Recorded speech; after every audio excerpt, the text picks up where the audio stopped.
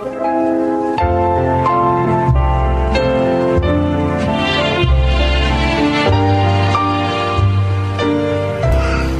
kaibigan, pakinggan po natin ngayon ang isa pang natatanging kasaysayan na ilalahad sa atin ni Kokoy.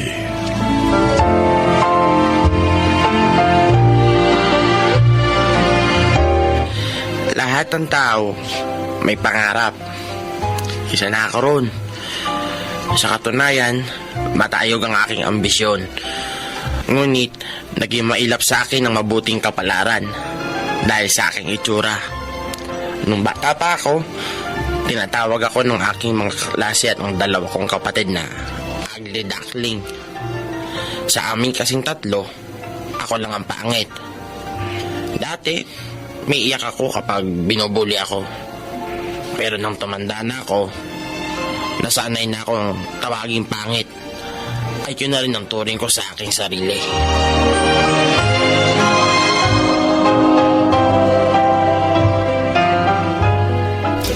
I'm home!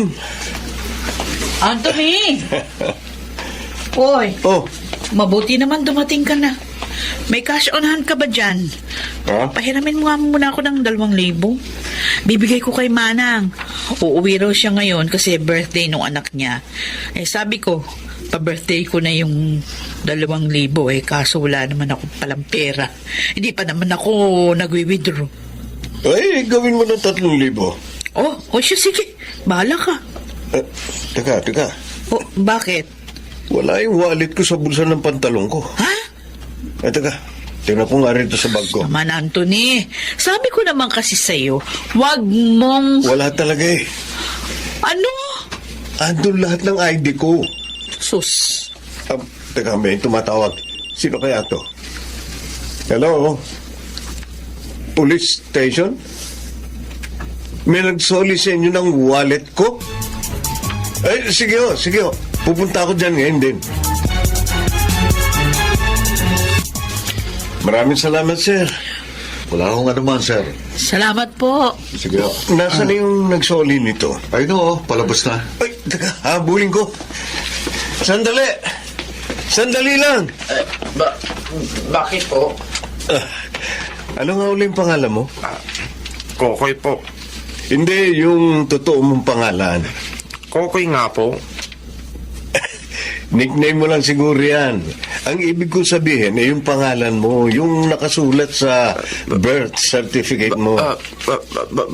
Bakit po? Isinuli ko naman po sa inyo yung wallet nyo. Wala po akong kinuha dyan. Promise, nung pinulot ko po yan, binuksan ko lang po para tingnan kung kanino tapos... Wala namang nawawala eh. Gusto ko na malaman ang totoo mong pangalan at kung sino ang mga magulang mo. Para mapasalamatan ko sila.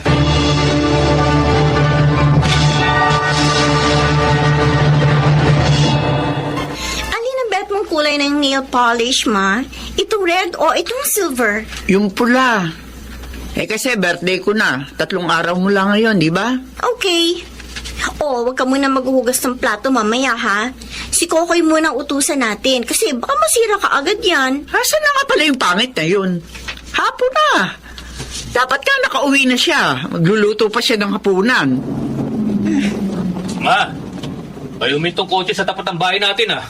Kotse? Myra, may bisita ka ba? Wala. Oh, si Coco yun. Bumaba galing sa kotse. Ikaw muna, Myra. Dito po ang bahay namin. Dito ba? Oh. Ma, Magandang hapon po. Ay, ano ho yun? Ano ho atraso nitong pangit na ito sa inyo? Pangit? Bakit po? May ginawa bang masama si Kokoy sa inyo?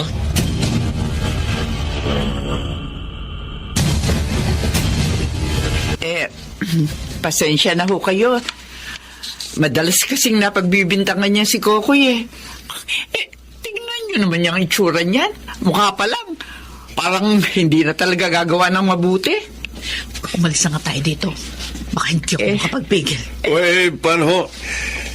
Kami ho'y alis na, no? Gusto lang po talaga naming makita kayo ng personal para magpasalamat.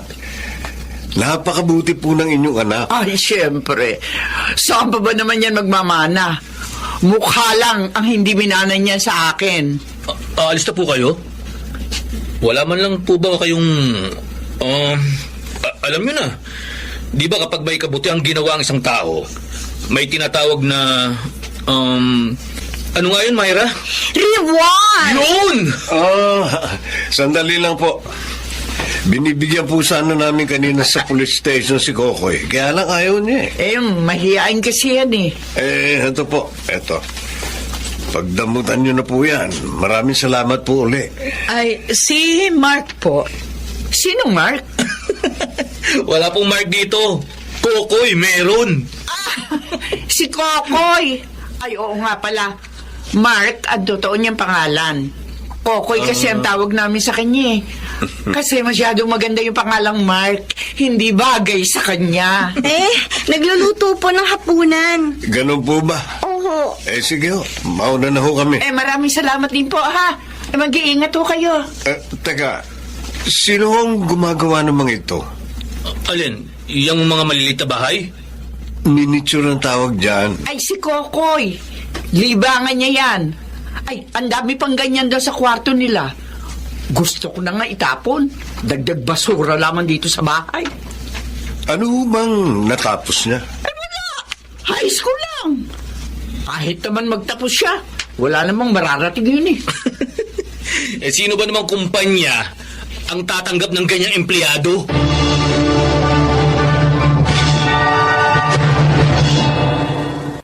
Ma, may panghanda ka na sa birthday mo. Ay, oo nga. Ayos ka rin talaga tumiming, Kokoy. Nakakahiya po. Dapat po, hindi nyo na tinanggap. Ikaw ang nakakahiya. Yung pagbumukha mo. O bakit? Kaya mo ba akong bigyan ng panghanda sa birthday ko, ha? Ha? Wala po, pero... Kokoy, huwag ka na kasing kumontra. Isa pa, binigay naman ito ng bukal sa loob.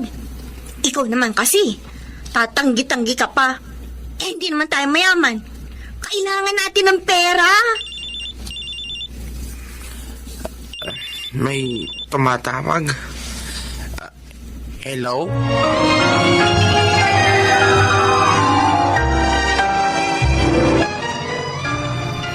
Kung hindi ka pa kulitin nitong asawa ko, hindi ka pa pupunta rito. Pasensya na ho kayo. Nagtatrabaho ka, ikaw bilang porter sa palengke, Mark? Apo. Oh, bakit ka humingisi? Hindi po kasi ako sanay tawagin sa ganyang pangalan. Abay, dapat masanay ka na. Ano ba ang pangarap mo? Pangarap? Wala ho ako niyan. Ha? O bakit? Kontento na ho ako sa buhay ko ngayon. Ano? Basta ho, nakakatulong ako sa paghahanap buhay sa pamilya ko. Sapat na po yun. Ala. Marangal naman po ang pagtatrabaho bilang porter, hindi po ba? Ay, oo. Pero nalaman kong gumagawa ka pala ng mga miniature houses. Saan mo natutuhan yun? Sa pinsan ko pong architecture ang kurso. Nakita ko po siyang gumagawa nun. Sinubukan ko lang naman po. Hanggang sa naging libangan ko na po. Mga karton lang po yun sa bahay. Alam mo, Mark, wala namang masama sa trabaho mo ngayon. Dahil totoo namang marangal ang trabaho mo. Lahat ng trabaho, kung ginagawa natin yun dahil sa mabuting intensyon, at hindi tayo lumalabag sa anumang batas at wala tayong tinatapakan tao, marangal. Pero hindi rin masamang mangarap. Hindi ka binigyan ng talento ng Panginoon para itago mo lang. May mas malaking plano para sa iyo ang Diyos. Huwag maliitin ang sarili mo, gaya ng ginagawa sa ng ibang tao. Pati ng pamilya mo dahil wala naman niya sa itsura eh. Walang masama sa itsura mo, Mark. Hindi ka pangit. Tandaan mo yan. Pag-aaralin kita. Magiging isa kang magaling na arkitekto, Mark.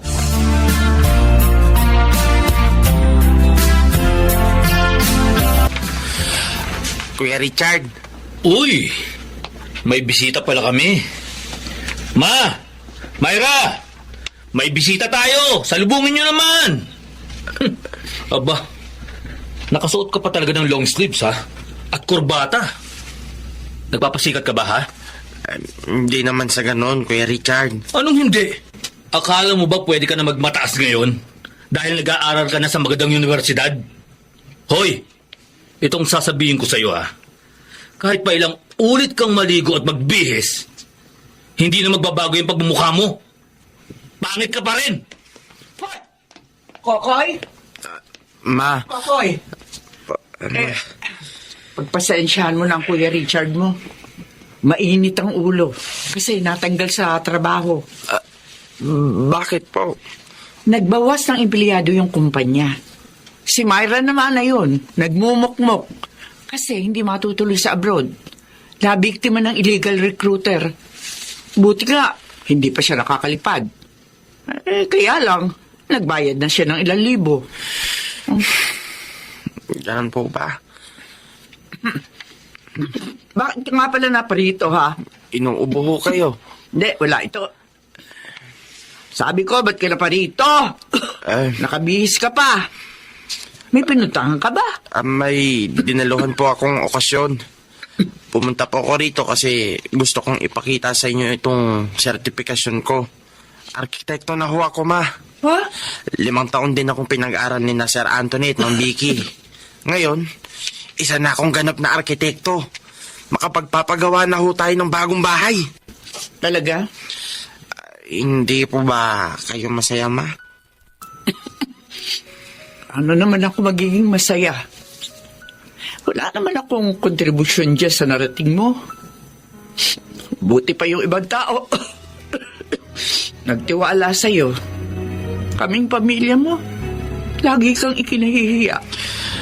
Kung hindi niya po ako isinilang at pinalaki, wala sana ako sa mundong ito ngayon, ma. Kaya, hindi po totoong wala kayong kontribusyon sa uri ng buhay na meron ako ngayon. Pamilya ko kayo. At kahit kailan, hindi ko kayo tatalikuran. Kokoy, Kayo ang inspirasyon ko. Kayo ang dahilan kung bakit nangarap ako. Ang tagumpay ko ay tagumpay niyo rin, ma. kahit ngayon, parang hindi ko kayang humingi ng tawad sa'yo eh. Hiyang-hiya ako. Bilang isang ina, hiyang-hiya ako sa lahat ng pang-aalipustang ginawa ko sa'yo. Ma, tama na yan.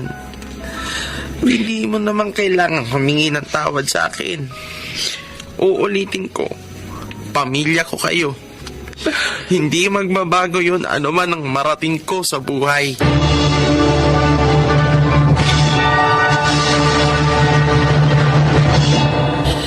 Kinalaunan, humingi rin ng tawad sa akin ng aking 2 kapatid. Sa ngayon, pareho na uli silang may trabaho. Pinagawan ko rin ng bahay si Mama. At ako naman, kasama ni Sir Anthony sa kanyang kumpanya. Para sa akin, isang malaking twist ang nangyari.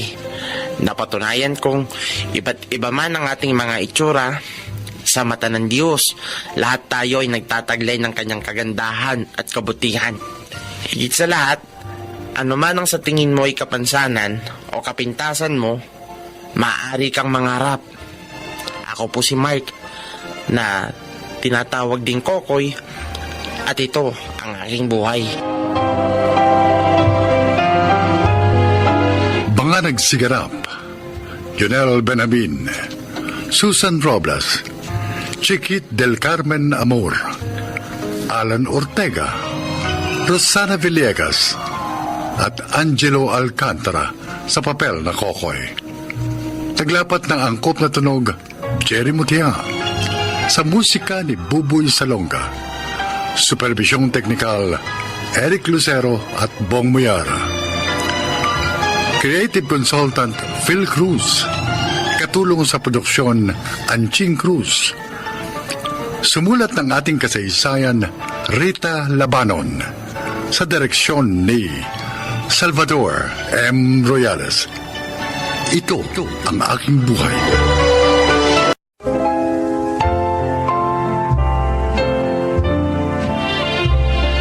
Maririnig po natin ngayon ang paglalakad ng isang babaeng nadapa, ngunit sinubukang muling bumangon at magpatuloy. Siya ay si Eva. Head over heels ako sa asawa kong si Ricky. Kaya nang ikasal kami, ako na ang pinakamasayang babae sa buong mundo. Pero nang 5 taon na kaming kasal, nagbago ang lahat. Eba, madalas yatang umagahin ng uwi nitong mga nakaraan linggo yung asawa mo. Marami rin kasing tinatapos na trabaho. Ha, sub-sub masyado sa trabaho yung asawa mo. Abay, mapalad ka at ganyang uri ng lalaki ang binigay sa ng Diyos. Hindi ka nangunsum eh. Tama ho kayo, ma. O, balita ko, meron daw kayong bagong sasakyan. Kumuha po si Ricky nung 1 linggo. Ay, mabuti yan para kapag aalis kayo, hindi na kayo magkukommute. Kailangan niya rin po kasi sa trabaho dahil lagi silang nag-out of town. Ay, ganun ba? Mm. Dapat mag-iingat lang palagi sa pagmamaneho. Mauna na ako, Eva, ha? Sabihin mo kay Ricky, may iniwan akong tableya para sa kanya. Paborito niya yun, di ba? Oo, ma. Salamat po.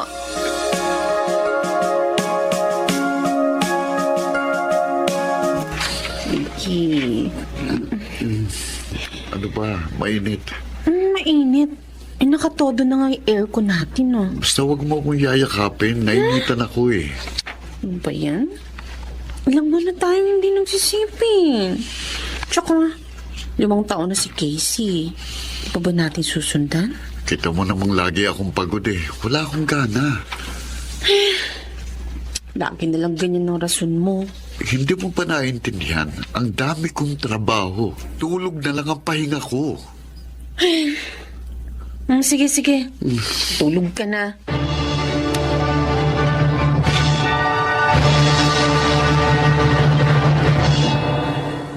Alam mo, medyo weird pa rin sa akin ang sitwasyon ninyo ni Ricky. Bakit naman? Hindi ka ba naghihinala sa kanya, Eva? Bakit naman ako maghihinala? Marami talaga siyang trabaho. Minsan nga may baon pang paperworks dito sa bahay. Kasi 5 taon pa lang kayong kasal. Imposible naman na nawawala na kaagad siya ng gana sa kama. Alam mo, ang kulit mo. Pagod nga siya palagi eh. O ba't ikaw hindi? Mas nakakapagod yung mga gawaing bahay. Kasi hindi natatapos. Mula umaga hanggang gabi, meron tayong ginagawa. Tapos nag-aalaga ka pa sa inaanak ko. Ayokong pag-isipan ng masama ang asawa ko. Hindi naman sa ganyan yung ibig kong sabihin. O baka naman pwede kang mag-imbestiga ng very slight. Huh? I-check mo yung cellphone niya kasi baka meron siyang ka-text na iba o kaya naman yung damit niya kung may amoy na ibang pabango. Eva, kailangan mo ring makasiguro. Lalaki ang asawa mo.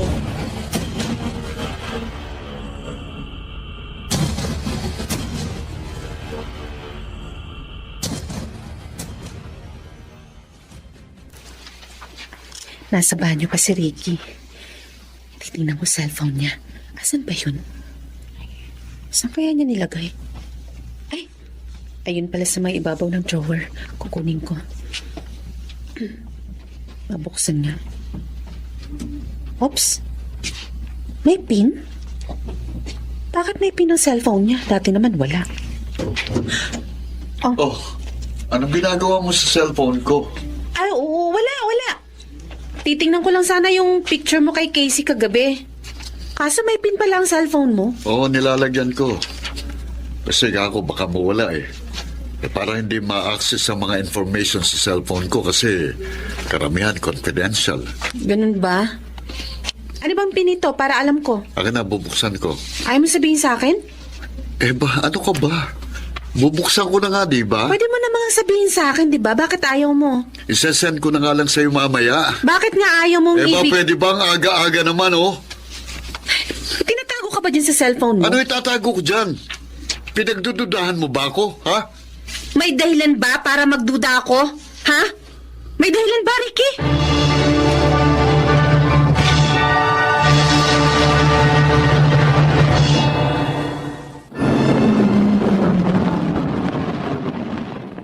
Salamat po, Manong. Heto ang bayad.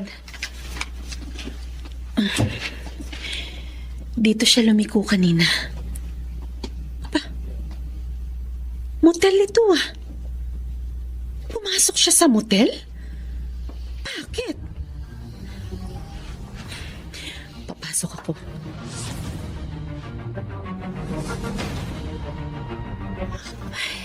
Pangatlong pinto na to nakakatukin ko.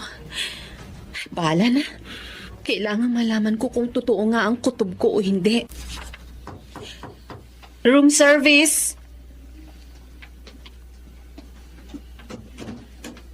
Yes? May tumawag po sa amin na kailangan daw ng extra towel. Ricky, tumawag ka ba sa baba? Bakit? Teka. Bakit hindi ka naka-uniform, ha, miss? Ano ba yan? Eba? Ricky! Anong ginagawa mo rito? Ano ibig sabihin nito? Bakit may lalaki kang kasama sa kwarto? Hindi! Ricky? Is she your... Oh my gosh. Eba, may conference kami mamaya. Kaya nag-check-in kami. Si Darren nga pala, katrabaho ko. Walang iyo! Aray ko! Hindi mo na si Ricky! Sabang bakla ka! Mga bakla kayo! Eba, huminahon ka. Kakadiri ka! Rico! Kalma mo ang pisngi ko! Huwag kang mag-skandalo! Tumigil ka! Walang iya ka! Mas matatanggap ko pa kung babae ang kasama mo dito! Pero, bakla! Wala akong kaalam-alam na ang asawa ko pala isang bakla! Oh my gosh. Hindi ako makamove on sa revelasyong ito. Hanggang ngayon hindi ko alam kung saan ako nagkulang, Shara. Lahat ng obligasyon ng isang asawa ginagampanan ko ng maayos. Hindi ko alam kung bakit niya nagawang ipagpalit ako sa isang bakla. Baka naman kasi noon pa, may history na siya. Hindi mo ba napansin? Hindi ko alam. Hindi ko na alam. Natatandaan ko lang, patay na patay ako sa kanya noon, kaya nang niligawan niya ako, hindi na ako nagpakipot. Goodness. O, paano na to? Anong plano? Hindi ko alam. Gulong-gulo ang isip ko.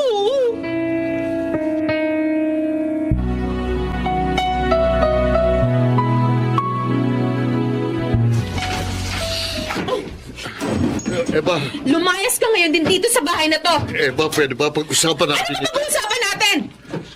Isang beses lang naman ang nangyari yun. Huwag na huwag mong bibilugin ang ulo ko, ha? Eba, Hindi ako pinanganak kahapon, Ricky. Kung hindi ko pa alam, kay Darren galing ang bago mong kotse, hindi ba? Kasi hindi mo naman kayang kumuha niyan. Lalo na't madalas ka palang uma-absent sa trabaho mo. Ang kapal ng mukha mo. Tapos, uuwi ka rito na parang pagod na pagod ka. Yung pala, kasi sa iba mo inuubos yung enerhiya mo. Eba naman. Buwan ang desisyon ko. Makikipag-iwalay na ako sa'yo. Umalis ka ngayon din sa bahay na to.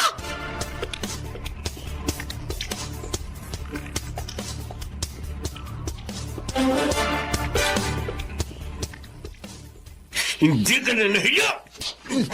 Pa, Makakaya ko pang sigmurahin kung sa babae ka pumatol. nadala lang ako, natukso lang ako. Hindi normal para sa isang lalaki matukso sa kapwa niya lalaki. Dapat, bago ka nag-asawa, inalam mo muna kung ano talaga ang gusto mo. Hindi yung kung kailan may asawa ka na't anak, saka mo ilalantad ang totoo mong pagkatao. Patuharin mo ako, Sinira pa. mo lang ang pamilya mo, Ricky. Kahit sa anong anggulo mo tingnan, ikaw ang mali. Ikaw ang nagkamali.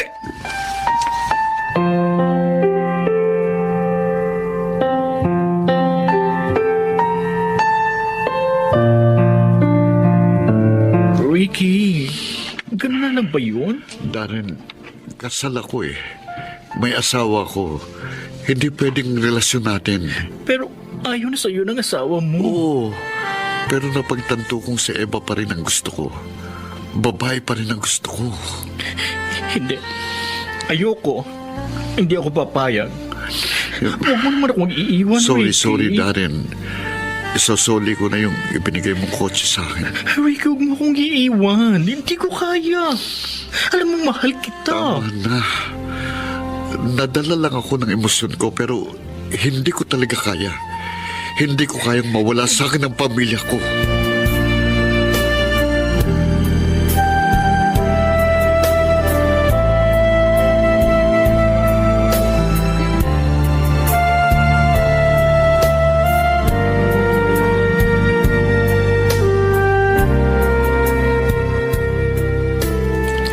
Ma, patawarin niyo ako. Mapapatawad kita kung sa mapapatawad, Ricky. Pero hindi mo na mabubura ang katotohanan ng minsan mo nang dinumihan sa ulo ang anak ko. Hindi ko po sinasadya, Ma. Si Eva. Siya makakapagdesisyon nito. Kahit patawarin kita, kung ayaw na sa'yo ni Eva, wala akong magagawa, Ricky. Tulungan niyo po ako makumbinsi siya. Nagmamakaawa po ako. Hindi ko maipapangako matutulungan kita, Ricky. Hindi ko maipapangako.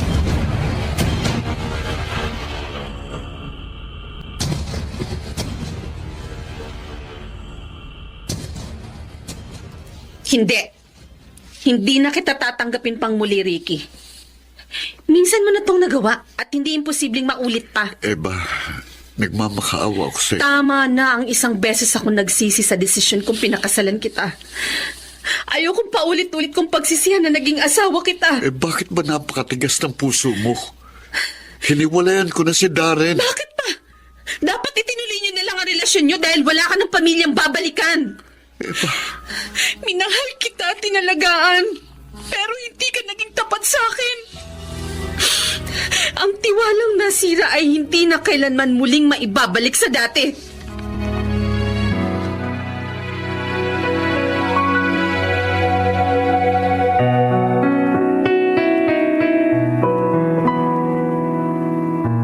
Wow!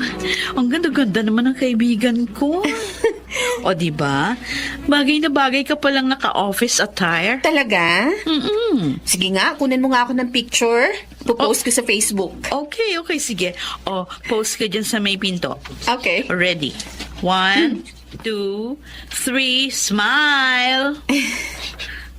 Ayos! Thank you. Mukhang naka-move on ka na talaga, ha? Ilang buwan din akong gabi-gabing umiiyak, Shara. Pagod na rin ako. Kailangan kong ipagpatuloy ang buhay ko. So, hindi mo na talaga tatanggapin si Ricky? Hindi na. Ayoko nang maramdaman uli ang ganong pakiramdam. Nung nakita ko sila ng Darren na yun sa motel.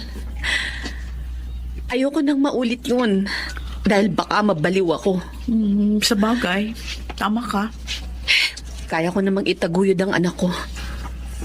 Kaya ko mabuhay na wala siya.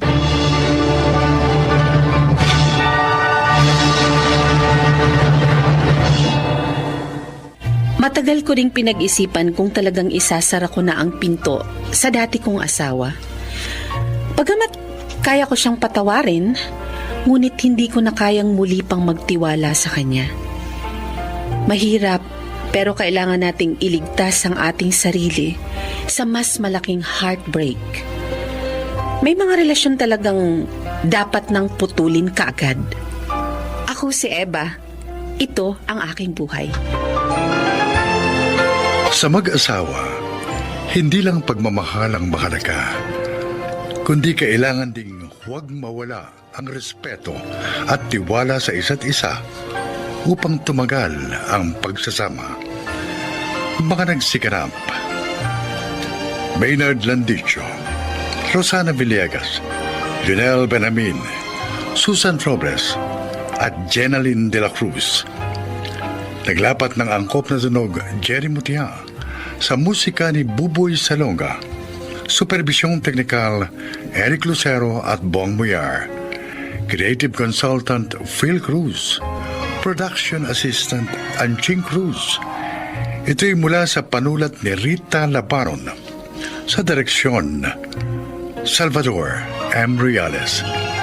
Ito ang aking buhay.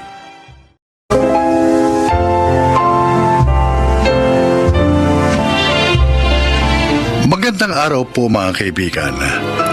Maririnig natin ang kwento ng isang individual at ng kanyang paglalakad kung paano niya nalagpasan ang mga pagsubok sa kanyang buhay na ang kanyang naging kalaban ay walang iba kundi ang kanyang sarili.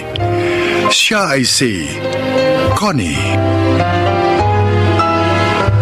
Dalawa lang kami magkapatid, pero lumaki kaming parang palaging naiilang sa isa't isa. Ang nakakalungkot pa, madalas itinuturing ko si ate na hindi kapatid, kundi kakumpetensya. Ngunit nagbago yon dahil sa isang insidente. Isursurprise ko sina mama at papa. Ipapakita ko sa kanila itong appointment letter ko sa promotion. Oh, Connie! Andiyan ka na pala. Ma! Hintayin na lang natin ang ate mo para sabay-sabay na tayo mag-apunan. Pa, pwede po ba sa labas na tayo kumain ngayon? Ha? Bakit? Kasi, kailangan po natin mag-celebrate. Bakit? Tadan!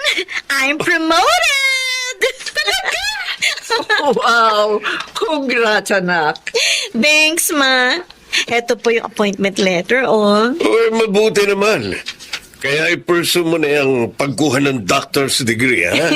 Oo pa, soon. I'm home! Ay! Mabuti na andito ka na, Mary Ann. Ate, huwag ka na magbihis. Oh. Sa labas tayo kakain. Oh, gano'n? Oh, okay. Na-promote ako, ate. Talaga? Oo. Oh my! Pareho tayo! Na-promote ka rin, Mary Ann? Yes, ma!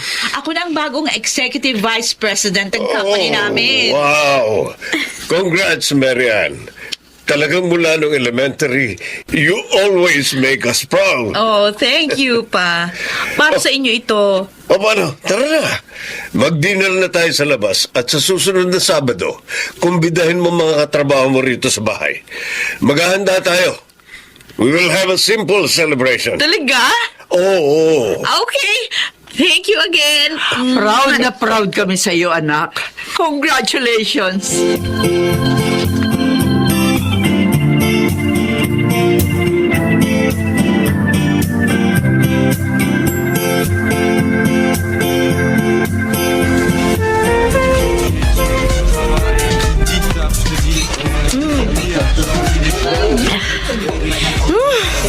Ang pait pala nito. Morning. Kuya Andrew. Ba't may hawak ang ala? Ha? Hindi ka naman umiinom, ha? Tingnan mo nga mukha mo. Para kang uminom lang suka. Ang pait pala nito. Akin na yan. Huwag ka na uminom, ha? Bakit ba andito ka? Andun yung grupo, ha? Nagkakatuwaan sila ron. Ayos na ako dito. Bakit ba? May problema ka ba? Sa nakikita ko sa mukha mo, parang may itinatago ka na namang sama ng loob. Alam mo, ikaw lang talaga ang pinsan ko na nakakabasa ng nararamdaman ko. Bakit nga? Ano na naman ang ipinaghihimutok mo? Wala naman. Parang unfair lang. Oh, bakit? Pareho naman kami na-promote ni ate. Pero siya lang ang may ganitong pa-party. Ay, oh. Same old story pala. Iniisip mo pa rin ba na mas paborito ni na tita at tito ang ate mo? O bakit? Hindi ba?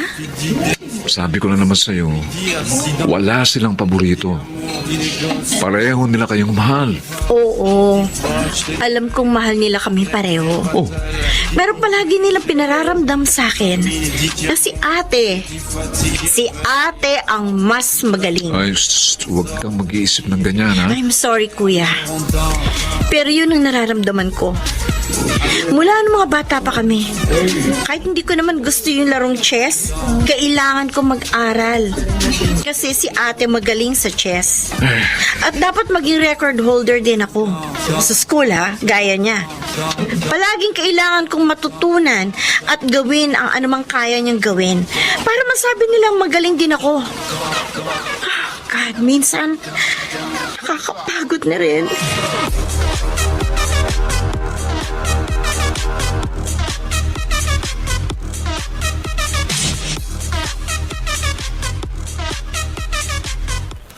Connie? Bakit, ate? Oh, Ano to? gift ko sa'yo. Bakit? Sa promotion mo. Salamat, ate. Ano to? Pampalubag loob. Kumusta ka naman sa bago mong function? Okay naman ako. May mga ini-implement akong improvement sa department para mas mag-improve ang performance namin. Oh, that's good, ha? Oo nga pala, no? Labas naman tayong dalawa minsan. Hindi na tayo nakakapag-date man lang na dalawa. I'm sorry, ate. Marami kasi akong ginagawa ngayon eh. Kaya busy palagi. Oh, ganun. Okay, sige. Sabihin mo lang ako kung kailan ka pwede. Sige. Siya nga pala, ito pa. Oh, vitamins mo. Huwag mo pabayaan ang sarili mo, ha? Okay. Sige na, maiwan muna kita. Mag-GG pa kasi ako. Bakit niyo ako bibigyan ng vitamins? Anong kala niya sa akin? Mahina ang resistensya.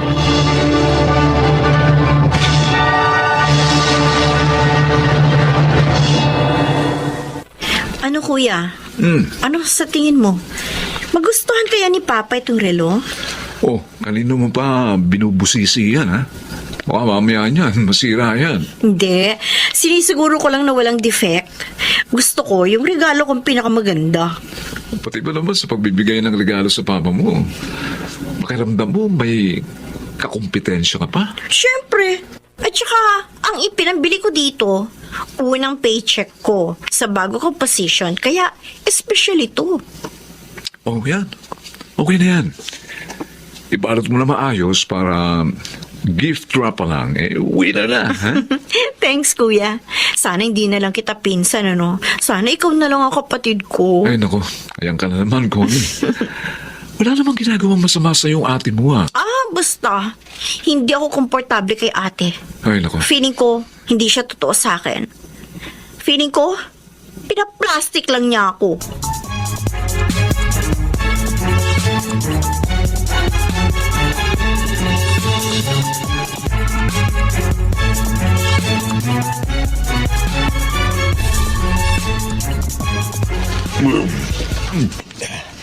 Ay, sarap ng luto mo, sweetheart. Hoy, huwag mo ako dinatawag ng ganyan. Si mama naman, oh. Ayaw man lang lambingin. Abay, nakakahiya. Andito pa naman si Ram. Okay lang ho yun, tita. Ayaw nga pala. May regalo kami sa inyo ni Ram pa. Ako rin pa. May regalo rin ako sa inyo. Wow! Mukhang nag-prepare talaga tayong lahat para sa birthday ngayon ni Papa. Oh, nag-abala pa kayo. Sana itinabi nyo na lang yung mga pera nyo. Isang beses lang kayo nagsa-celebrate ng birthday nyo, Tito. Kaya dapat palaging espesyal. Oh, eto pa, oh. Ano kaya ang laman nito? Tiyak, mas magugustuhan ni Papa ang regalo ko. Mahilig siya sa relo Sige eh. na, Tito. Buksan mo na. Okay, sige. Bubuksan ko. At excited na talaga ako makita kung ano ito. Wada. Oh, dahan! Oh, wow! Relo! Pa, Ito lang relos na pinili ko. dahil ayaw naman namin na ikaw lang ang meron, kaya ang binili namin ni Ram, couple watch. Para meron din si Mama. Napaka-thoughtful naman ng mga ito. Salamat sa inyo. Welcome. Gustong-gusto ko. Ang ganda. Talaga. Salamat sa inyong dalawa. Welcome. Uy, ay, Connie! Connie, saan ka pupunta? Akala ko may regalo ko kay Papa. Connie!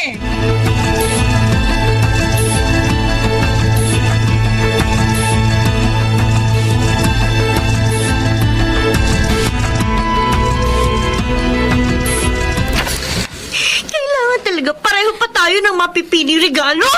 So ngayon, ako na naman. Ako na naman ang kulinan. Ano ba nangyayari sa iyo, Connie?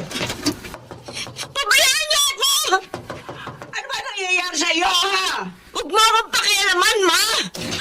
Nasaan na yun? Yung niregalo niya sa akin damit. Susunugin ko. Susunugin ko to. Ito, yung lighter. Dapat sa yung damit ka, sunugin! Hindi! Yung apoy sa damit, kumapit sa kurtina ko! Hindi! Hindi! Malaki na apoy! Connie! Ano ba yung apoy ko? Connie, ano ginagawa mo? Hindi! Nasusunod ang kwarto!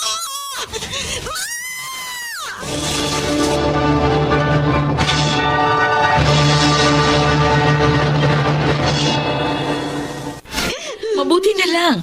Natawagan ka agad ni Ram yung kaibigan niyang fireman. Oh, Diyos ko. Muntik na tayong masunog. Asan si Connie? Pa! Nahihibang ka na ba? Tama na. Tama na yan. Bitiwan si Connie. Kung nasunog ang buong bahay natin, kaya mo bang palitan ng lahat ng mga ipinundar namin ng mama mo? Ha? At kung may nangyari masama sa'yo o sa atin lahat, kaya mo bang akuhin ang responsibilidad sa pinaggagawa mo katarantaduan? Patama na. Emotional lang si Connie. Sige pa! Kung gusto mo ako saktan, sige gawin mo! Ganyan ka naman eh! Pag sa akin malapit ka, pero kay ate, para ka maamon tuba! Anong sinabi mo? Lagi na lang si ate nakikita mo! Lagi na lang si ate magaling para sa inyo, pero ako! Connie! Ano sinasabi mo? Hindi totoo yan! Ma, pa, tama na. Huwag niyo munang kausapin ngayon si Connie. Wala siya sa tamang wisyo. See? Ikaw na naman ang bida-bida? Connie, tama na. Masyado kang plastic! Gusto mo ipakita lagi kina mama at papa na ikaw ang mabait at mapagpakumbaba. At ako itong balasagot. Ako itong masama. Tama na. Tama na.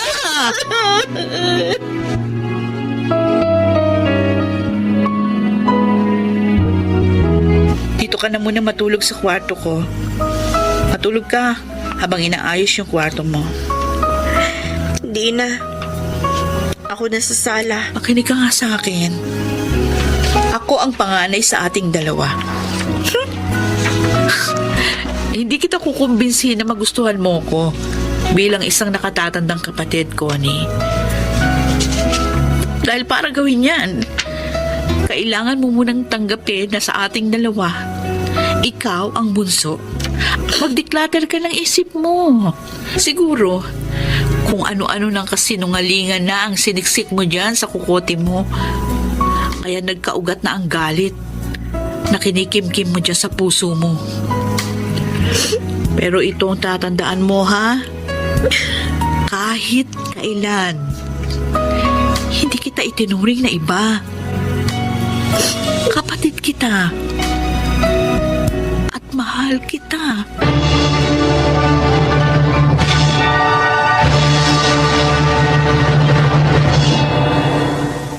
Tama si ate. Kung ano-ano ngang kasinungalingan ang itinanim ko sa isip at puso ko. Kaya naapektuhan na ang pakikitungo ko sa aking pamilya. Mula noon, unti-unti kong binago ang ugali ko. Ngayon, mas magkasundo na kami ni ate. Kung may ipagpapasalamat man ako, yun ay ang hindi pagsuko sa akin ng aking pamilya, lalo na ni ate. Ako po si Connie, at ito ang aking buhay. Totoo ngang kung ano ang laman ng puso ay siyang lalabas sa nguso. Matutuhan sana nating linisin lagi ang laman ng ating mga puso. Makarang siganap, Rosana Villegas, Susan Robles, Lionel Benjamin, June Martin Legaspi, Phil Cruz at Chiquit del Carmen Amor sa papel na Connie. Naglapat ng angkop na tunog Jerry Mutia, sa musika Boboy Salonga, supervisyong teknikal Eric Lucero at Bong Muyar, creative consultant Phil Cruz, production assistant Anching Cruz. Ito'y mula sa panulat ni Rita Labanon, sa direksyon Salvador M. Riales. Ito ang aking buhay.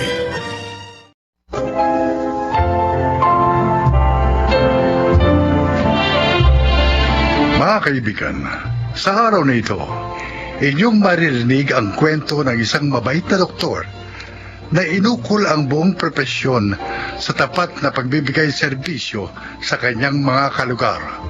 Siya ay si Dr. Leyva. Isa akong family practice physician. Samantalang isa namang pediatrician ang aking asawang si Dr. Amor Leyva. Nakapwesto ang aming family clinic sa kabilang bahagi ng katapat naming estero na bago makarating ang mga pasyente ay kailangan pang sumakay sa isang banggang disagwan. Araw-araw mahaba ang pila ng mga gustong magpagamot sa aming klinika.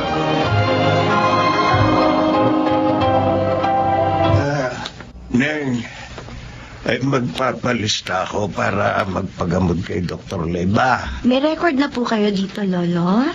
Oo. Sige po. Pakisulat po ninyo dito sa papel ang buong pangalan ninyo at address para mahanap ko po sa files ng mga pasyente ni Doc.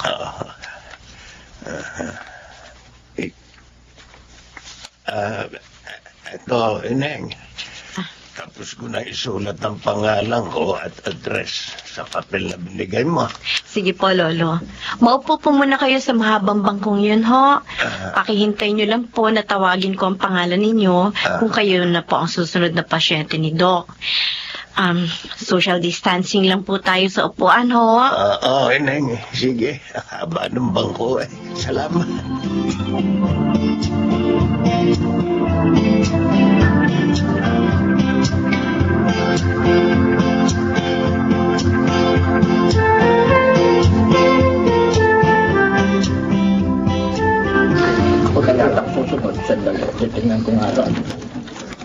Dok, Oh, Mari. 30 katao na pong mga pasyente natin na nakapila sa labas. Magka-cut off na po ba tayo? Oo. Kailangan kasi ko sa ospital mamayang hapon ha. Diretso ako ron pagkatapos kong manggamot dito sa klinik. Sige po, Dok. Bisuhan ko na lang ang mga pasyenteng bagong dating para sa schedule natin bukas ulit ng umaga. Yung health protocols ipatupad pa rin. Nasa paligid pa rin ang panganib ng Opo, virus. Dok. Mahigpit pong pagbabantay ko sa may gate ng clinic. Good. May malaking bote po ng alcohol na nakalagay ron para sa hand sanitation ng mga pasyente. Ay maglagay ka na rin ng libreng face mask doon para sa mga pasyenteng nakalilimot magdala. ano? Opo, Dok. Maglalagay po ako. Okay.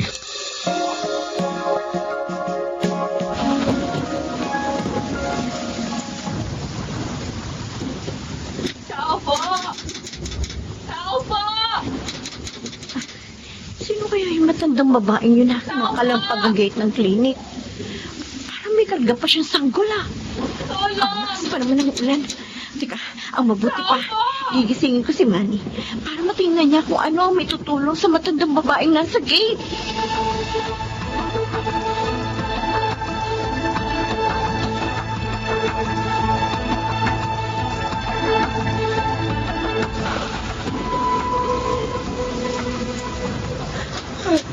Oh, wala. Ano pong problema?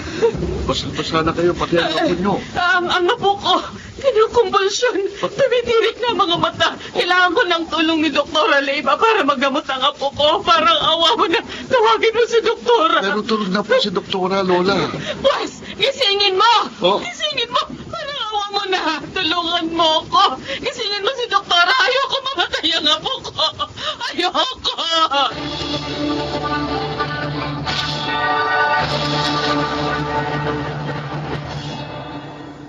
Lola, ayon sa mga resulta ng mga pagsusuri sa apo ninyo, may acute bronchitis siya. Kaya siya nilalagnat na mataas. Saan po ba nakukuha ang ganyang sakit, Doktora? Ay kadalasan po sani ito ng virus na tulad ng sipon at trangkaso. Lumalabas din po kasi na mahina ang kanyang immune system. Pero wag na po kayo mag-alala dahil nabigyan ko na siya ng mga gamot na panlaban sa kanyang sakit. Kapag hindi na po siya nilagnat mamaya, pwede niyo na po siyang iuwi. Tatapatin ko na po kayo, Doktora. Wala po talaga akong perang ipambabayad sa serbisyo nyo. Pati po sa mga gamot na ipinanlunas nyo sa apo ko. Ako lang po kasing mag-isa ang bumubuhay sa apo ko. Umaasa lang po kami sa pagtitinda ko ng kung ano-ano sa bangketa. Nasaan na po ang mga magulang ng bata? Aba sa edad niyong yan, mahihirapan na kayo mag-alaga sa kanya. Namatay po ang kanyang ina habang siya isinisilang. Ang kanya naman pong ama, na-hit and run sa highway. Isang madaling araw habang nangangalakal. Oy, ang lungkot naman po pala ng istorya ng buhay ng batang niya. Ay, huwag niyo nang alalahanin ng pambayad sa serbisyo ko. Pati yung sa mga gamot na binigay ko sa apo ninyo. Basta ang mahalaga, bumuti na po ang lagay niya. Payapa na siya nakatulog. Talaga po, Doktora? Oo. Hindi niyo na po ako sisingilin sa mga naging gastos ng apo ko rito sa klinik. Lola, may mga gamot po talaga kami nakareserba para sa mga pasyenteng nangangailangan. At saka, kung meron po kayong pangangailangan, kahit hindi sa gamot, pumunta lang po kayo rito sa klinik. Huwag kayong mahiyang magsabi. Ay, hindi ko po alam kung anong sasabihin ko. Sa sobrang pasasalamat ko sa inyo, Doktora. Napakabuti po ninyo. Pagpalain po kayo ng Diyos. Pagpalain po kayo, Doktora.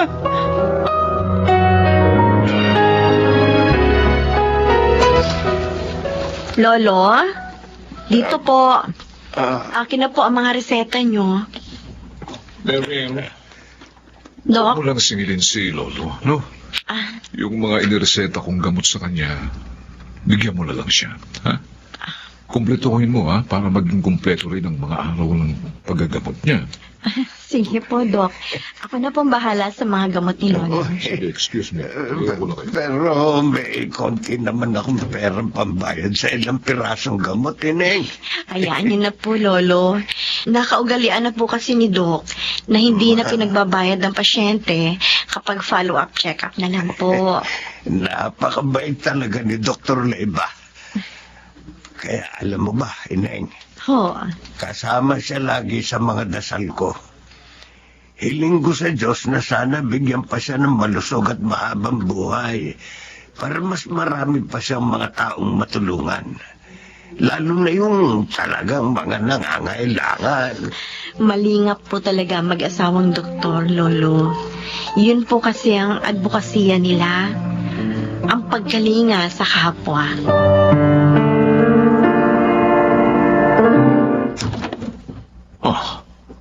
Ano yung pagkalabog na yun? Parang sa clinic room na asawa ko lang galing, ha? Doc, si Doktora Neva po. Biglang nawala ng malay sa klinik. Ano? At maputlang-maputla na po si Doktora. Doc, Diyos ko, ang asawa ko.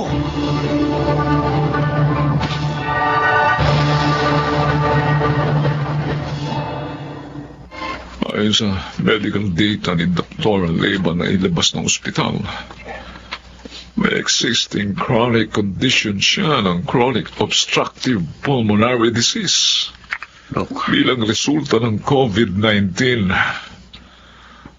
acute respiratory distress ang kanyang ikinamatay. itong mga nakaraan po kasi, Doc. Talagang ang dami nating naging pasyente rito sa klinik. Pero lahat ng pag-iingat, ginawa naman natin. Hindi ba, Manny? Para sa kaligtasan nating lahat, kailangan nating magpa-swab test. Wala tayong option kundi ang isara muna ang klinik hanggat hinihintay natin ang ating mga resulta. Sana na rin tulang ang pagluluksa natin sa pagkamatay ni Doktora.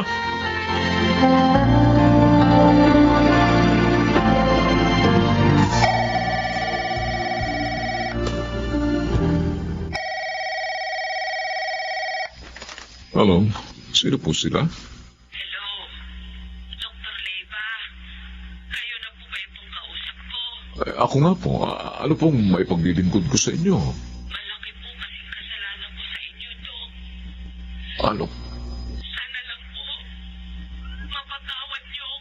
Hindi ko po kayo maintindihan. Sino ba ito? Lola Huling po. Yung matandang babaeng nagdala ng apong umitirik na mga mata nung isang hating gabi. Yung sanggol na ginamot po ni Doktora Leyva. Opo, natatandaan ko nga. Nagising din po ako ng gabing yun na malakas ang ulan. Nakagustuhan ko pong madugtungan ang buhay ng apo ko. Kahit alam kong positibo ako sa COVID-19. Isinugod ko po siya riyan sa klinik niyo. Positibo kayo sa COVID-19 nang nagdalhin niyo rito ang apo niyo sa klinika? At kaya po ako tumawag sa inyo ngayon. Nakukonsensya po ako, Dok. Oh, Naniniwala po akong sa akin nahawa si Doktora. Ako ang dahilan ng kanyang pagkamatay. Patawarin niyo po ako. Hindi ko po sinasadya. Hindi po, Doktor. Diyos ko.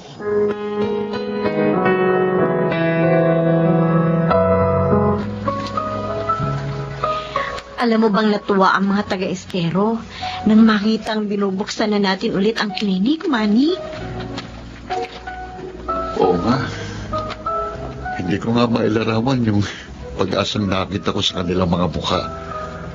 Parang yung pag-asa rin na naramdaman natin nang magnegatibo tayong lahat ni ng doktor sa swab test. Hindi natin maaaring ipagkait sa mga taga rito ang kanilang pangangailangan medikal. Doc, Oo, masakit man ang naging pagkamatay ng asawa kong si Doktora Leyva. Pero hindi yun dahilan para isa-isang tabi natin ang pangangalaga sa medikal na kalagayan ng ating mga kalugar. Wala rin dapat sisihin sa pagkamatay ni Doktora. Nasa maselang panahon tayo ngayon. Wala tayong kontrol sa mga maaaring mangyari. Kahit pa sa kamatayan. Malaki ang responsibilidad ng propesyong ito sa bawat buhay. At yun ang dapat nating ipagpatuloy.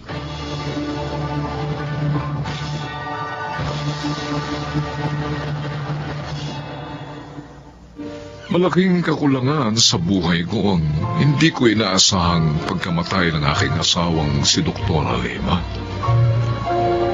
Pero hindi sa kanyang pagkawala natapos ang aming sinimulang advokasya sa aming klinik. Sa yumao kong asawa, sa kanya ko natutuhan na ang tunay na pagtulong sa kapwa ay walang pinipiling oras, tao o lugar. Higit sa lahat, dapat ay nanggagaling ito sa puso. Ako si Dr. Nelson Leyva at ito ang aking buhay.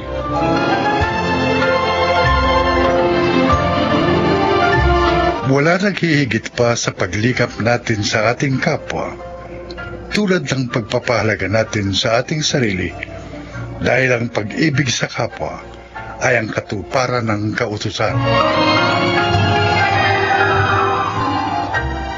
Mga nagsiganaw, Phil Cruz, Yunel Benjamin, Rosana Villegas, Chiquit del Carmen Amor, Jenaline de la Cruz, at June Martin Legaspi sa papel na Dr. Leyva. Naglapat ng angkop na tunog Jerry Mutiao. Sa musika ni Buboy Salonga, supervisyong teknikal Eric Lucero at Bong Buyar. Creative consultant Phil Cruz. Production assistant Anching Cruz. Ito'y mula sa panulat ni Sel Barlam. Sa direksyon, June Martin Legaspi at Maynard Landicho Jr. Ito ang aking buhay.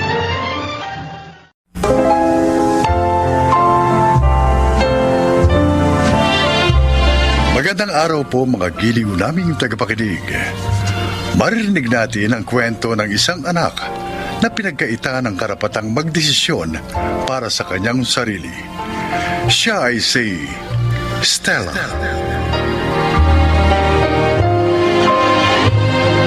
Tatlo kaming magkakapatid, 2 babae at 1 lalaki.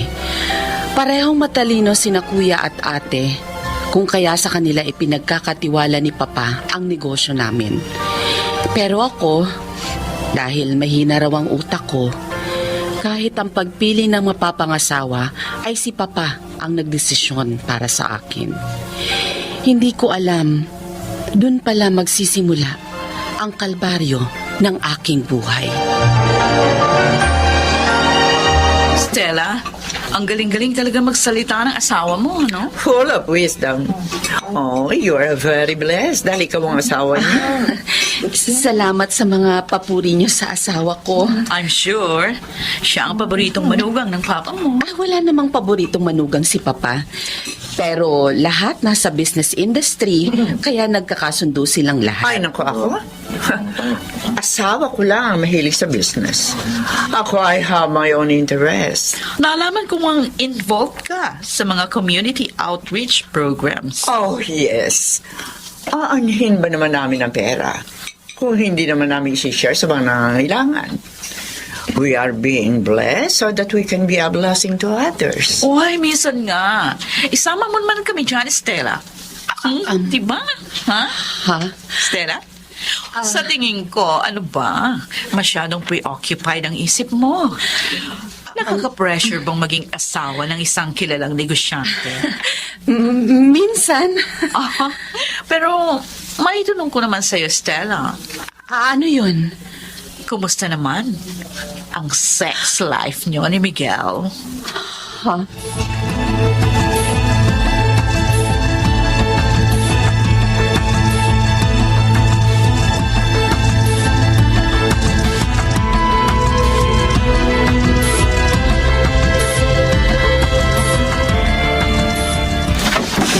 Ano ba? Ang sabi ko, gawin mo ito eh. Miguel naman, hindi ako gaya ng mga pinapanood mo. Hindi ko kayang gawin yan. Sabi ko, gawin mo. Sige. Hindi ko nga kaya. Ano ka ba? Kung ano-ano na lang pinapagawa mo sa akin tuwing magtatalik tayo. Kung gusto mong gawin yan, maghanap ka ng babae makakagawa niyan dahil ayokong gawin yan. Talagang ginagalit mo ako. Liko. Ito ba sabi ko? Kapag gusto ko, gawin mo. Sige!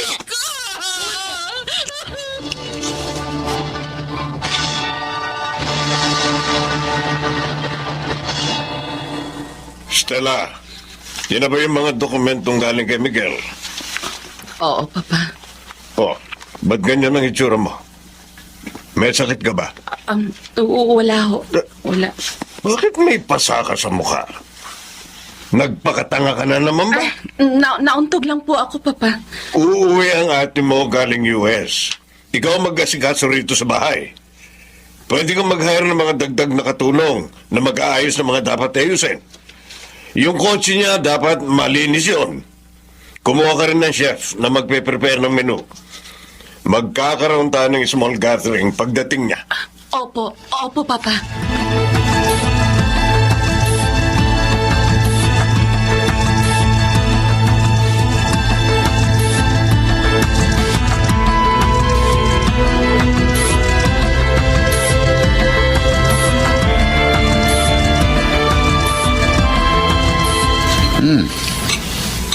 Ang sarap yata ng luto mo ngayon, ha?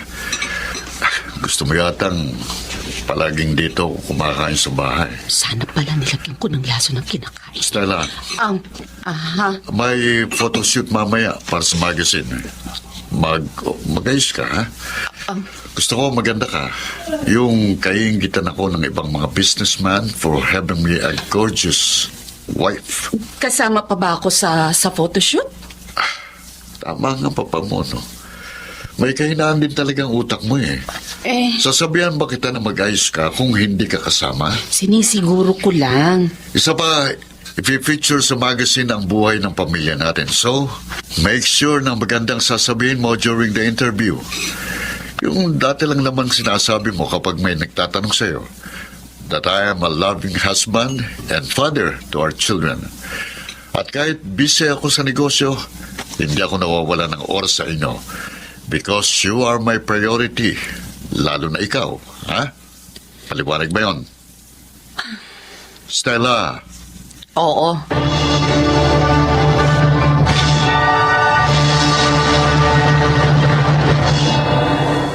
Oh, good to see you, Mrs. Chen. Good evening, sir. Nasaan ang asawa mo? Oh, kausap ang manugang mo dun sa labas. Oh, sir. Ganun ba? Good evening.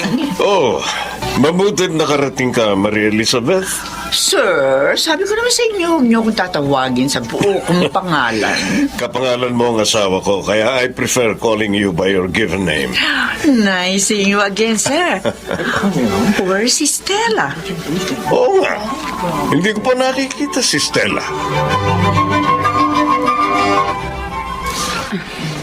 Tatalian ko na lang siguro ng ribbon tong sa may kaliwa kong braso. Kunwari, fashion. Eh, kaysa naman makita nilang malaking pasa. Stella, Oh my gosh! Ay, Oh. kuya! kanina ka pa hinahanap ni Papa Ha? at ni Esmeralda. Ay, oo. Bababa na ako. Teka, ano yan? Ha? Ay, Pasaya na. Wala to, kuya. Anong wala? Ang laki ha. Hindi, si Oh. King may kagagawan yan. Naglalaro nung nakaraan at si kuya niya. Nahampas ako ng laruan. Stella, kung gaya mong magsinungaling sa iba, sa akin hindi. Alam ko kung ano nangyari dyan. Kuya, Hanggang ngayon pala sinasaktan ka pa rin ni Miguel. Bakit hindi ka na lang makipaghiwalay sa kanya? nung college ka, gusto mo mag-shift ng course dahil hindi mo naman talaga gusto ang business course, di ba? Gawa mo bang gusto mo? Hindi, di ba? Stella, Wala tayong karapatang gawin ang gusto nating gawin. Hanggang bahagi tayo ng pamilyang to, kuya. Lalo na ako. Ako na walang alam, mahina ang utak, walang talento.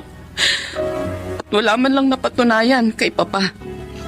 Siguro kung narito pa si Mama, maaari niya akong ipaglaban. Pero wala na siya. Kaya magtitiis na lang ako hanggang kaya ko.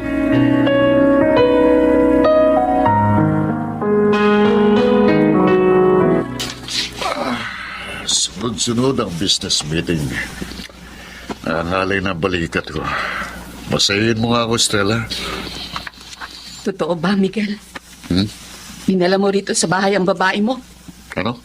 Tinatanong ako kanina ng panganay natin kung sino raw yung kasama mo rito kahapon habang wala ako. Ah, si Carmi. Oo, sinama ko rito. Sabi ko naman sa'yo, pwede kang mambabae hanggang gusto mo, pero wag na wag mong ipapakita sa mga bata.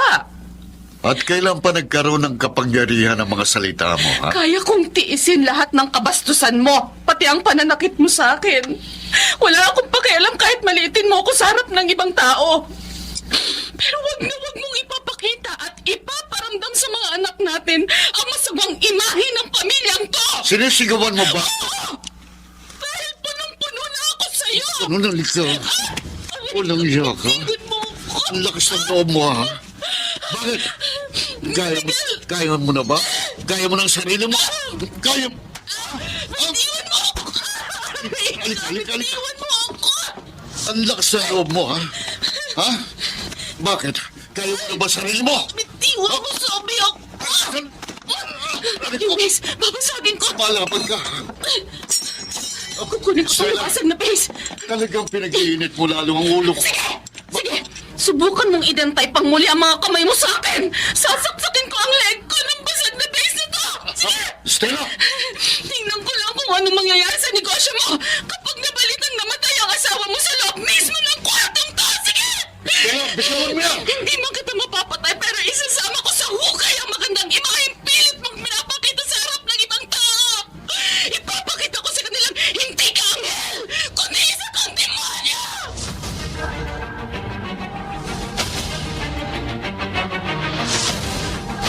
Makikipaghiwalay ka kay Miguel? Alam mo ba kung ano yung sinasabi mo? Ha, Stella? Sa ayaw at sa gusto nyo, magpa-file ako ng annulment. Gaga! Sawang-sawa na ako sa buhay na to, Papa! Wala nang ipakasal nyo ako kay Miguel. Para nyo na rin akong itinapon sa impyerno! Tumigil ka! Mula noon, Palagi ninyong sinasabi na wala akong kayang gawin kundi ang sumunod sa inyo dahil mahina ako. Hindi ako kagaya ni na ate at kuya. Mula noon, pinaniwala ako ang klase ng pagkataong kayo ang gumawa para sa akin. Pero may hangganan ng lahat. Hindi ako mahina. Hindi ako mangmang. At kahit pa itakulin niyo ako bilang isang anak, kahit pa hindi ako magmana ng kahit alikabok mula sa sahig ng bahay na ito, hindi na magbabagong desisyon ko. Mula ngayon, ako na ang magdedesisyon para sa sarili ko.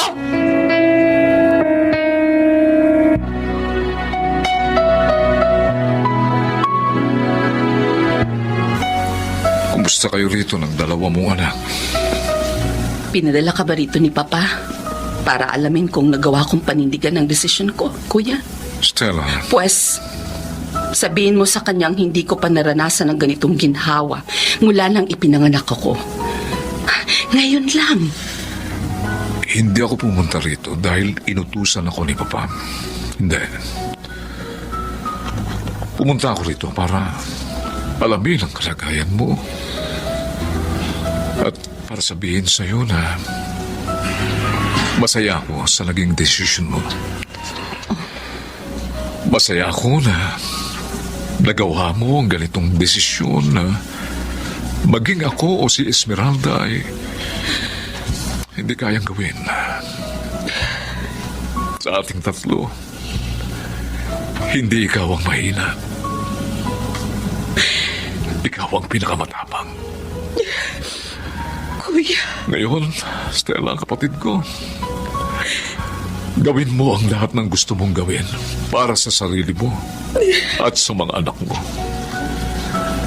Gawin mo ang mga bagay na hindi mo nagawa noon dahil nakabilanggo sa takot ang iyong sarili.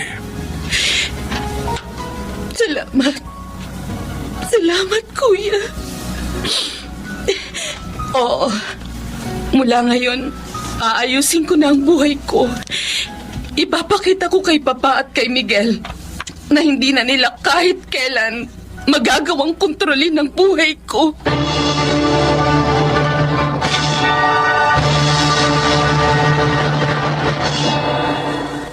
Aaminin ko, mahirap ang naging desisyon kong yun. Ngunit kung nais nating baguhin ang ating buhay, kailangan nating maging matapang na gumawa ng mga mahihirap na desisyon. At higit sa lahat, ay panindigan ito. Nagtatrabaho ako ngayon sa isang pribadong kumpanya at marahil, naaayon sa kagustuhan ng Diyos ang ginawa ko. Dahil ramdam kong kahit mahirap, nakakaya ko. Ako po si Stella at ito ang aking buhay. Ang buhay ni Stella ay isang aral para sa atin na hindi natin maaaring kontrolin ng ibang tao ang ating buhay. Dahil higit kanino man, tayong nakaalam kung ano ang tama at nararapat para sa atin. Mga nagsiganap, Phil Cruz, Junel Benamin, Rosana Villegas, Susan Robles, June Martin Legaspi at Jenaline de la Cruz sa papel na Stella. Naglapat ng angkop na tunog Jerry Mutia, sa musika Boboy Salonga, superbisyong teknikal Bong Muyar at Eric Lucero. Creative Consultant Phil Cruz, Production Assistant Anching Cruz. Ito'y mula sa panulat ni Rita Labanon, sa direksyon Salvador M. Royales. Ito ang aking buhay.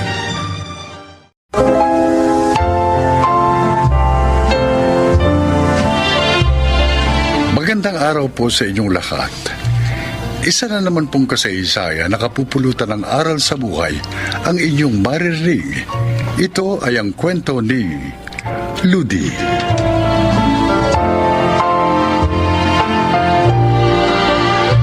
Maaga akong umibig at nabigo. Kaya upang makalimot, iniwan ko ang aming bayan. Nakipagsapalaran ako sa ibang lugar. Lahat ay ginawa ko upang guminhawa. At nangyari naman yun. At hindi ko namalayan ang paglipas ng mga taon.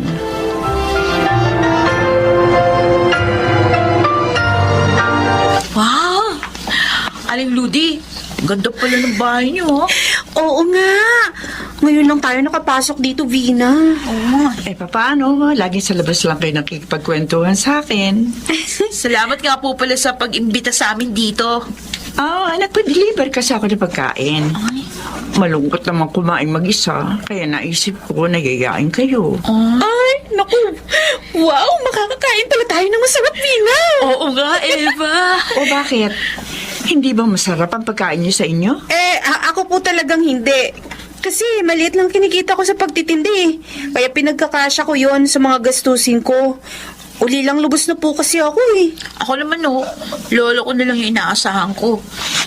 Maliit din po yung kita niya sa pagpipedicab. Kaya madalas, hindi masasarap yung pagkain namin. Ang lolo mo lang ang sumusuporta sa'yo? Opo, kaya nga hindi ako makapagkuleyo eh. Asan ang parents mo? Sabi po ng lolo ko, niloko daw yung nanay ko nung nakabuntis sa kanya. Yun naman nanay ko na wala kwenta. Ayun, iniwan ako dun sa lolo ko. Ay, ang lungkot pala ng mga buhay niyo. Nga po. Buti pa, huwag na natin pag-usapan yan, ha? Tara na, kumain na tayo. Siya ang magugustuhan niyo yung mga kakainin natin.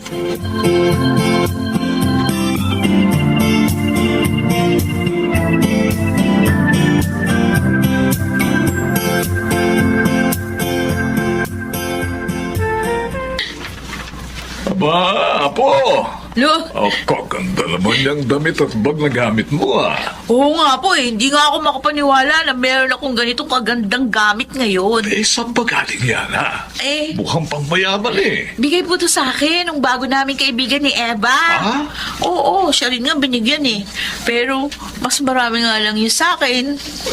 Ipinamili kayo? Ganon? Hindi po. Nagamit niya na to. Pero ayaw niya na. Kaya binigay na lang sa amin. Ganun ba? Opo. Taga saan ba yung bago niyong kaibigan? Naku, mayaman siguro, no? Mukha po siyang mayaman, Lolo. Ang ganda nga po ng inuupahan niya. Medyo malayo po dito yung bahay niya eh. Pero kaya naman namin lakarin ni Eva. Ganun ba? Opo. Paano niyo naman nakilala?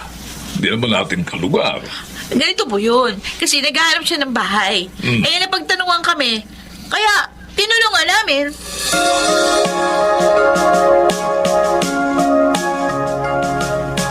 Ang yaman naman ng bago niyong kaibigan. Nabigyan kayo ng mamahaling mga gamit. Oo nga, Ricky. At maganda rin siya. Talaga? Oo. Alam mo, pag nasa bahay kami ni Aling Ludi, laging masasarap ang kinakain namin. Ludi pa ng pangalan niya. Anong ginagawa niya rito? Nagbabakasyon daw siya. Napagod kasi sa trabaho niya sa Maynila. Alam mo, sabi nga niya sa amin, kung gusto na namin magtrabaho, kasi kaya niya kaming ipasok sa Maynila. Sa Maynila? Ay, hindi. Dito rin sa probinsya.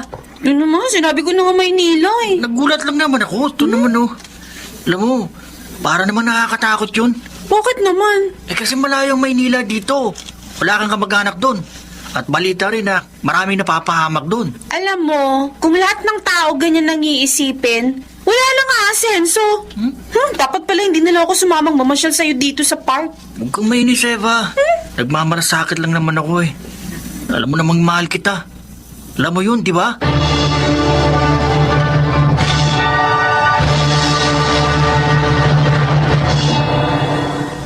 Ayan. Tigisa kayo ng pabango.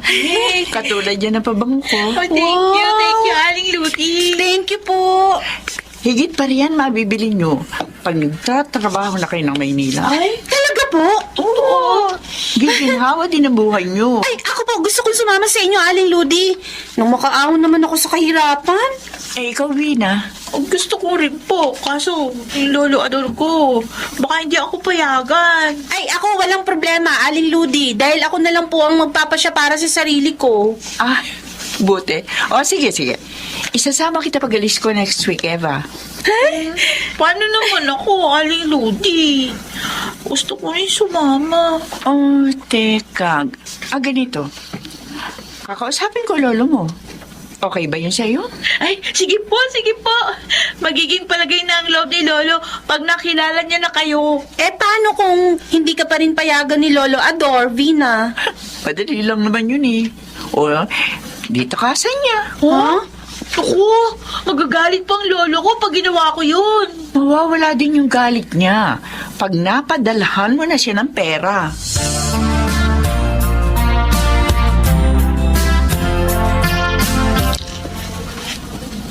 Boss Lover, napatawag po kayo?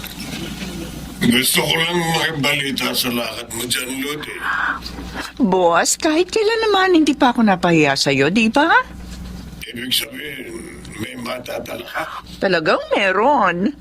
Mga sariwa at magaganda. Magaling. Magaling. Maasahan ka talaga.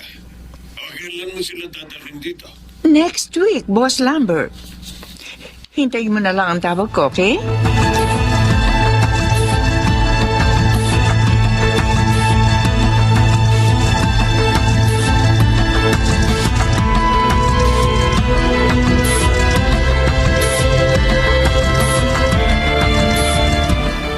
Lolo, Oh, bukas po sasama ko dito si Aling Ludi. yung bayamang kaibigan nyo ni Eva? Opo. Loko, Apo, hindi ba't sabi ko sa'yo, ayokong umalis ka? Abay, mahirap na. Baka mapahama ka. Hindi natin kilalalang lubusan ang sasamahan mo. Kasama ko naman po si Eva eh. Ay, bata rin si Eva na tulad mo. 19 lang. Matanda lang sa'yo ng 2 taon. O anong magagawa niyo para makaligtas kung sakasakali man? Wala naman kayong kakilala sa Maynila. Mukha naman po mabait si Aling Ludi. No, sige na. Pumayag na kayo, sumama ako sa kanya. Apo. Para makaipon ako at makapag-aral sa kolehiyo. Bukas po ha, kakausapin niya kayo. Apo. Pakinggan niya naman sasabihin niya.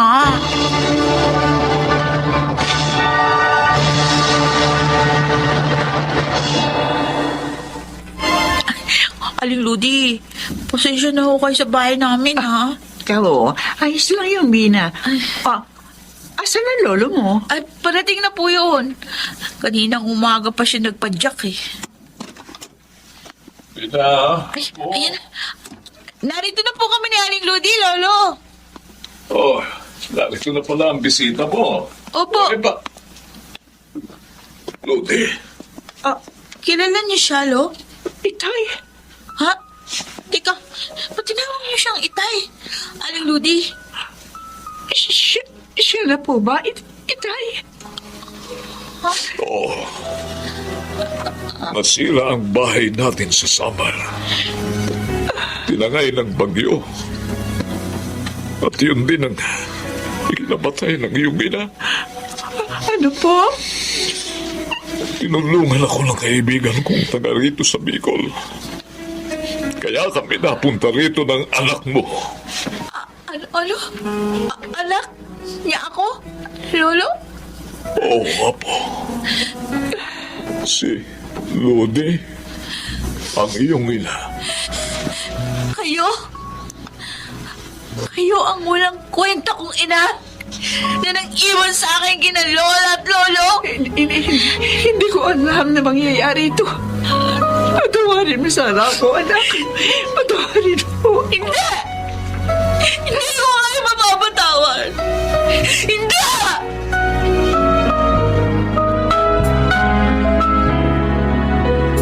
Ang sama talaga ng loob ko, Eva. Sana nga hindi na lang kami nakita. Huwag ka nang umiyak. Buti nga nagkita kayo. Hindi lahat ng tao nagkakaroon ng chance na makita pa ang magulang nila. Nasasaktan pa rin ako. Sa tuwing maaalala ko, na iniwan niya ako ng maraming taon. At least ngayon, makakapag-aral ka na ng hindi nagtatrabaho. Dahil nandiyan si Aling Ludi para pag-aralin ka. Yun nga lang, dapat magbagong buhay siya. Dahil di ba sabi mo, pinagtapat niya sa inyo na pagbubugaw sa mga teenager na babaeng trabaho niya? Oo. Kaya nga, nakaligtas tayo sa ganung trabaho. Hingin mo na lang sa nanay mo na magbago na siya. Magiging masaya na kayo, matuto matutulungan mo pa siya at magkakaroon ka pa ng magandang kinabukasan.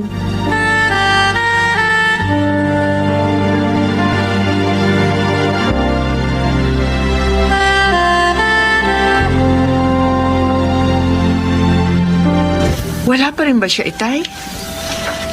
Oo. Malamang nagpunta yun kay Eva. Doon sa kaibigan niya matalik. Alam ko ang bahay niya. Gusto ko sana magpunta roon, Tay. Pero baka lalong magalit sa akin si Wina. Nabigla ang anak mo sa kanyang natuklasan. At nasaktan din. Kaya hayaan mo muna natin siya. Pag hindi siya buhay hanggang mamaya, akong susundo sa kanya kina Eva. Itay, pasensya na po sana kayo. At patawad po. Ang laki na pagkakasala ko sa inyo ni Inay. Pumanaw siya nang hindi man lang ako nakakahingi ng tawad. Tapos na yun, anak. Marahil, niloob ng Diyos na magkita-kita tayong muli upang mamulat ka sa iyong mga pagkakamali. At punan mo ang iyong pagkukulang sa iyong alam. Itay, mapatawad pa kaya niya ako?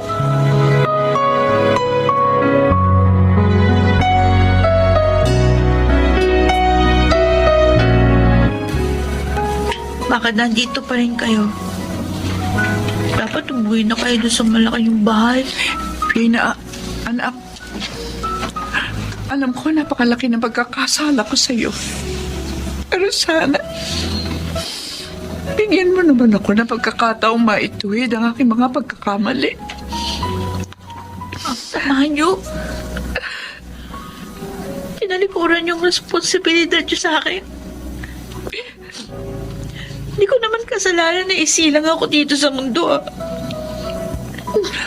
Tapos nakuha niyo pang pagbugaw ng kabataang babae para lang kayo magkapera.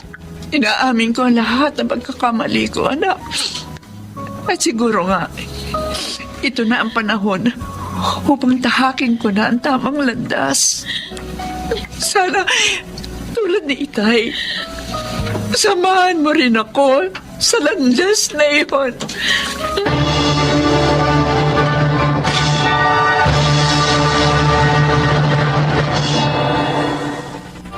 Sa awa ng Diyos, pinatawad ako ng aking anak. At ang pangyayaring iyon ang naging daan upang ako ay magbagong buhay. Sana po inyong hinapulutan ng aral ang aking kasaysayan. Ako si Ludi at ito ang aking buhay. Laging mayroong puwang para sa nagbabagong nilalang. Huwag lamang balikan ang masamang kinasanayan. Mga nagsiganap: June Martin Legaspi, Rosana Villegas, Jenaline de la Cruz, Lionel Benjamin, Maynard Landicho, at Susan Robles sa papel na Ludi. Naglapat ng angkop na tunog Jerry Mutia. Sa musika, Buboy Salonga. Supervisyong teknikal, Bong Muyar at Eric Lucero.